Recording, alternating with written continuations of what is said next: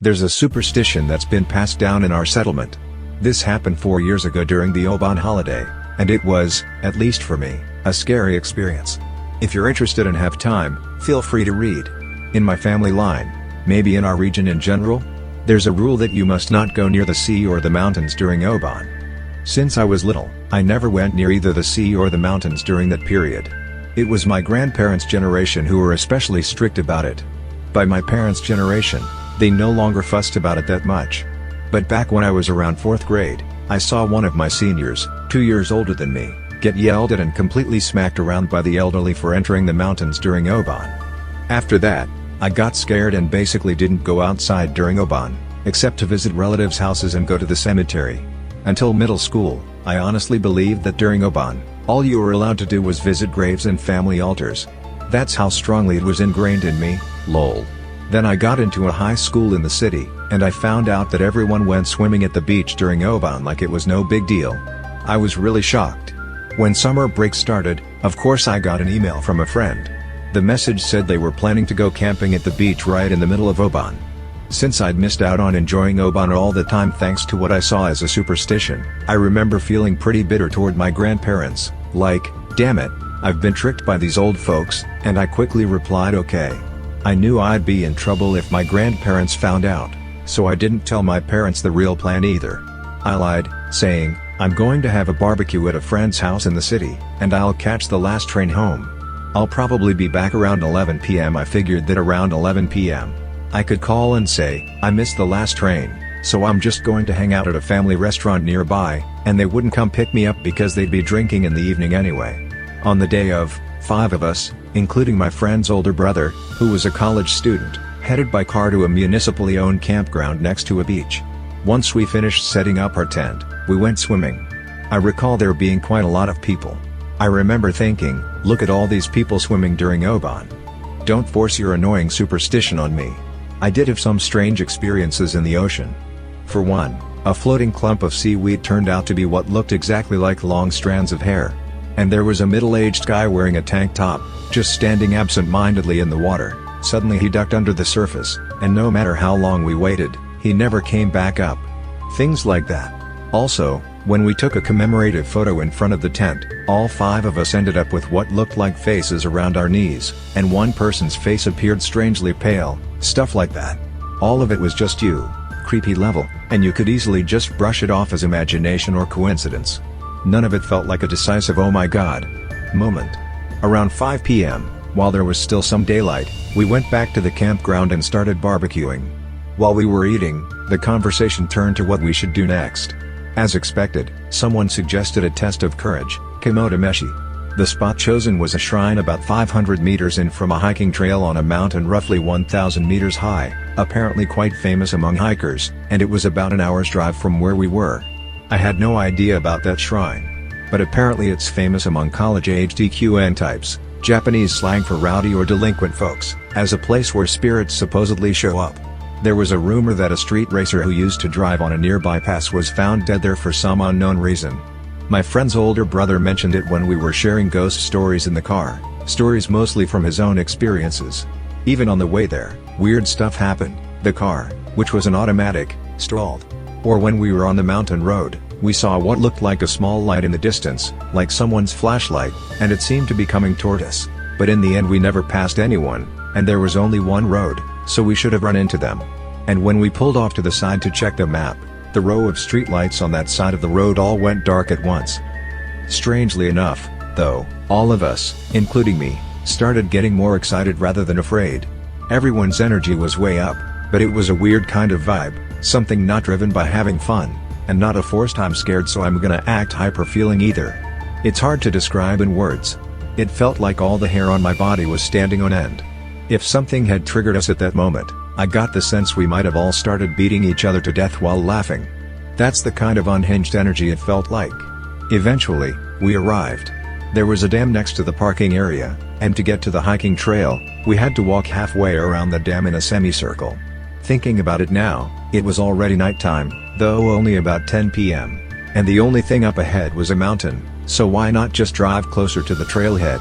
I have no idea. At the time, neither I nor anyone else questioned it. What I do remember is everyone had a strange grin on their face. Nobody was cracking jokes. Nobody was talking. There was nothing fun going on. We were just silently following my friend's older brother, but for some reason, I was overjoyed. I think I must have been smiling. When we reached the trailhead, nobody stopped, everyone just turned onto the mountain path. I believe that's when the weird laughter started. People began to let out soft nfoo-fa-foo or pkoo-fa-foo sounds, like half-stifled giggles that leaked out through their mouths. Looking back on it now, it's horrifying and sickening. The thought that I was probably doing the same thing back then sends chills down my spine. By the time we got to the shrine, everyone was laughing out loud. Thinking back, it was all this creepy, wheezing laughter. Something like hi-hi from each person. I remember I felt unbelievably happy, yet tears were streaming down my face. And I was kind of short of breath, like I had mild respiratory distress. It was painful, but I still felt overwhelming joy. Once we passed through the shrine's torii gate, we all wandered off in different directions. I found a small pond, or moat-like area, and I ended up crouching at its edge. I guess I was so utterly enthralled that watching my tears drop into the water was somehow the greatest delight. Suddenly, I heard my friend's older brother shouting cheerfully from the center of the shrine grounds. "Hey! Hey! Come over here!" The moment I heard that voice, my state of utter bliss collapsed into apathy, annoyance, dread, and futility, a swirling mixture of negative feelings. "Ugh, guess I have to go over there," was all I felt. As I got closer to them, I felt sadder and sadder, until I was probably sobbing by the time I arrived. The friend's older brother was illuminated by a flashlight, grinning from ear to ear, holding a decayed, splintered rope in his hands. I think the rest of us were sniffling, too. Now the phone is ringing. Who could it be? Is it someone the owner of this phone knows? Or maybe a complete stranger? If they dialed 184 for caller ID block. Suddenly, from my cell phone, an automated voice blared at maximum volume. For a moment I thought, huh? Then, a beat later, I was so startled I fell hard on my backside. At the same time, I remembered something critical. It was 11 p.m. I had to call my parents. I glanced around. One of my friends, who had been next to me, had also dropped down to the ground. Our eyes met, and he said something like, "That was your phone?" Man, that freaked me out. My friend's older brother, still holding the rope, was muttering something under his breath in a low voice. At that point, both I and the friend beside me realized something was seriously wrong. We shook our other 3 friends, who were clearly acting weird. We tried shaking the brother too, but he just clutched the rope and let out this low groan, still obviously not back to normal. So we decided we had to drag him back to the parking lot if we had to. When I tried to yank the rope out of his hand, he surprisingly came along more easily than I expected, like some part of him was awake enough to move.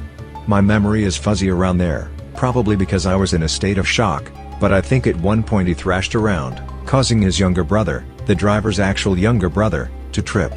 Whatever happened, by the time we got back to the car in the parking lot, we were all there. Once we got in, he was breathing unevenly at times, but he seemed more or less back to his usual self. "I'm not really sure what that was all about," he said, something along those lines. We decided to head to a family restaurant about half an hour away. We were worried the older brother might go nuts again. But none of us could drive. So at least we tried to keep everyone's spirits up by singing along at the top of our lungs to songs like Ken Harai's Popstar and some Yuzu tunes to distract ourselves. It was just before midnight when we arrived at the family restaurant, and there were still plenty of people inside. Once we sat down, my phone rang. It was my mom. I'd completely forgotten to call her. She yelled at me, furious, "It's past 11, and you're still not home, and your phone was off. Just what the hell do you think you're doing?" Apparently, my mom had called my friend's house, and that's how she learned we'd gone to the beach for camping, so the secret was already out. My grandma, in particular, was reportedly livid.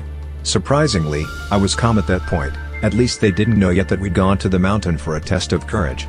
If that ever got out, my grandparents would lose their minds. They'd be furious, or worse, they might keel over from the shock. I decided I wouldn't tell them. I think I made up some excuse like, the people at the neighboring campsite were weird, so we came to kill time at a family restaurant, and she relented on the condition that I be back by noon the next day to take care of cleanup.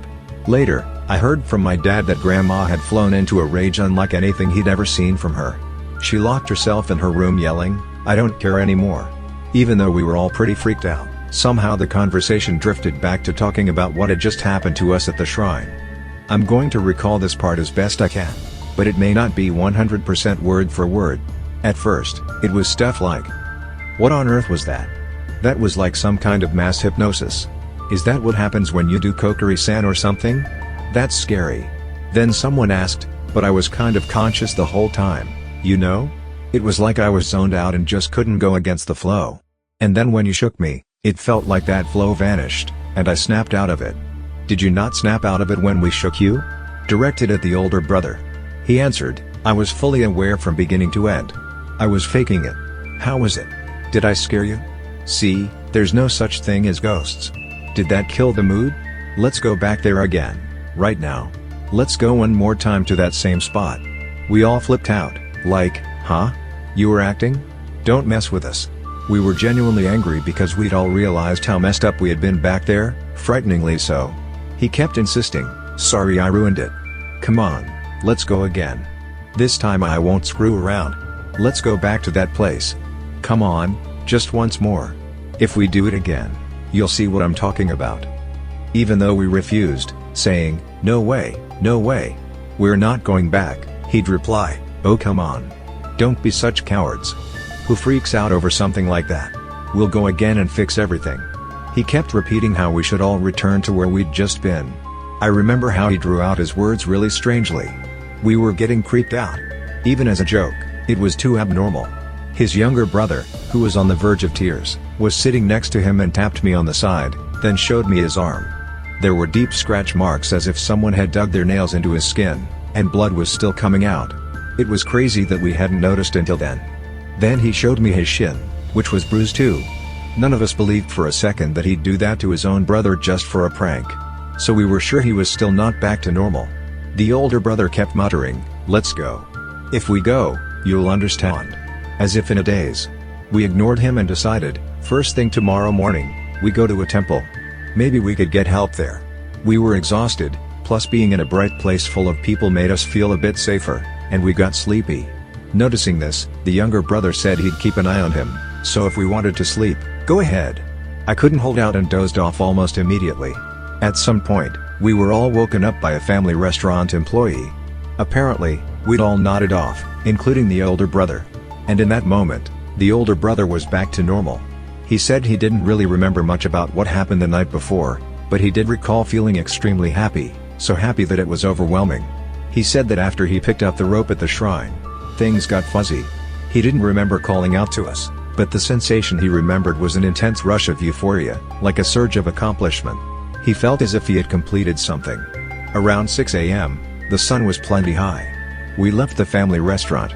We wanted to find a nearby temple right away, but the older brother said, "It's too early and we don't know this area very well, so let's go to temple," apparently a famous temple back near our home. So we decided to quickly swing by the campground to pack up our tents first. While we were folding up the tent, my mom called. "Your dad and I are at a coffee shop near campground having breakfast. We'll come pick you up. Are you done packing? Call back when you're finished," she said. I really wanted to go to the temple with them for some kind of purification, but if I told them about it, I'd have to admit to going up the mountain for a test of courage, and I absolutely did not want my grandparents to find out. So I just said everything was fine. Once we finished packing, my parents picked me up, and I went back home. Both my mom and dad are from the same settlement and were also told since childhood never to go near the sea or mountains during Obon. On top of that, my grandma's frantic reaction had them convinced something was seriously off, so they came to get me. When I got home, Grandpa and Grandma were furious. They didn't hit me, but they were ready to. It was that kind of rage. "You should never lie. We've told you for years not to go to the sea during Obon, and you went anyway. You betrayed us." They railed at me, saying I had to spend the rest of the day chanting sutras. So I did as I was told and started reciting sutras. Then my parents came in and started chanting too. At first, I thought they were doing it for my sake, but they never stopped or left the room. Feeling guilty, I said, "It's okay, you guys can stop now." "Thanks. I'll keep going on my own." They answered, "Your father and I went to that campground by the sea to pick you up, right? So that means we also have to recite sutras all day." Hearing that gave me the chills. They were only at that campground, where you could just barely see the ocean, for a short time. But if that was enough to require them to chant all day, I started to worry if I was in deep trouble because I had visited both the sea and the mountains. Suddenly terrified, I ran to the living room where Grandma was and confessed everything, that I had gone to both the sea and the mountains for a test of courage, and every single thing that happened there. Grandma glared at me with wide eyes, but all she said was to keep chanting for the rest of the day. Grandpa sighed and said, "You made it back safe, so that's good enough." I think that's what he said. I kept chanting sutras until midnight with my parents. After the day changed and I finally had a late dinner, I asked Grandpa why we aren't allowed near the sea or mountains during Obon in this settlement. And I asked if my scary experience was because I went somewhere I shouldn't have. Grandpa said that for as long as anyone can remember, that's just been the rule, though he once heard a reason a long time ago but couldn't recall it well. From what he did remember, apparently the local faith here is a special kind of Buddhism, or maybe not Buddhism exactly, different from mainstream Shinto or regular Buddhism's view of Obon. There's some separate deity for the mountains and the sea, and they're on bad terms or something. If I was really curious, Grandpa said I could ask the temple for details. As for whether your frightening experience was directly related to going somewhere you shouldn't have, I don't know. But you came back safe, and that's what counts, Grandpa said. Grandma nodded in agreement. Anyway, you're going to the temple first thing tomorrow, Grandma told me. Then my dad said, "By the way, if your phone alarm hadn't gone off, you guys might have been in real danger, right?" A cold shiver ran down my spine. He was right. If that alarm hadn't rung just then, who knows what would have happened to the five of us. Why did you even set that alarm for 11 p.m., anyway? Well, whatever the reason, it saved you all in the end. That's when I realized, I'd set the alarm for 11 o'clock so I could keep my lie going, so my grandparents wouldn't find out I'd broken the settlement's superstition. Without that superstition, I never would have bothered setting it. So even though the test of courage was terrifying, maybe it wasn't directly about me going to the sea or the mountains. Yet, ironically, that very superstition ended up saving me. All of my friends, and my friend's older brother, went to get purified afterward, and none of them have had any bad luck or strange incidents since. My friend's brother even got married and is living happily. As for me, I went to the temple the very next day and got what you might call an exorcism or purification. After that, I spent another whole day at the temple chanting sutras. Since then, nothing unusual has happened. I'm now a healthy college student.